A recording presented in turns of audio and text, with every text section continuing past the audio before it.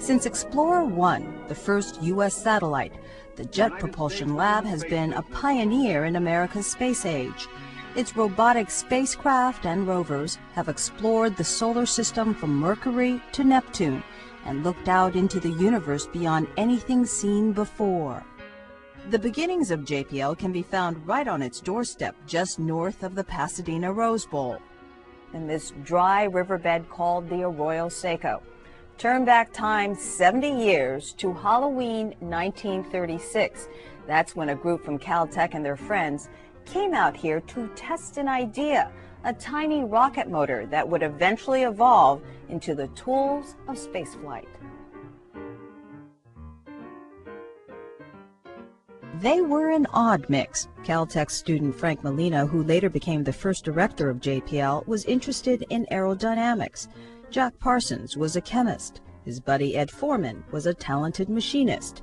Rudolph Schott and Caltech's Apollo Smith also helped, as Molina described in his 1968 interview.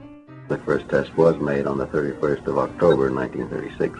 We had no money except our own pocket money, so we went around looking for second-hand stuff all over the area.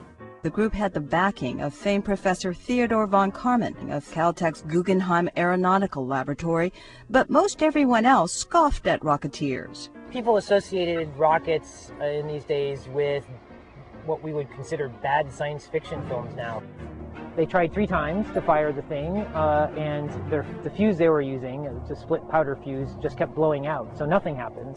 On the 4th try, they ignited the motor, and the oxygen line came off, whipped around, started shooting fire, and they all ran away. First day was a bust, but in this letter to his parents in Texas, Molina called it a success. He considered it a success anyway, simply because they learned a number of things not to do. Tests in November 1936 proved to be little better, except perhaps to produce this now classic photo. Molina believed rockets could be the ticket to the high altitudes he needed for science research. No one knew how to build a rocket motor, either liquid or solid, really, that was very effective or very satisfactory. So it meant that actually the people, those of us here, were really thrown upon our own resources. Finally, on January 16, 1937, success. The white smoke you're seeing coming up is the motor running. The work of the group over these years put rocket propulsion and rocket flight on a real sound scientific and technical basis.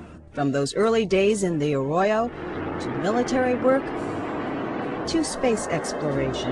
A wild experiment 70 years ago set the tone for the Jet Propulsion Laboratory as a place where extraordinary ideas become reality.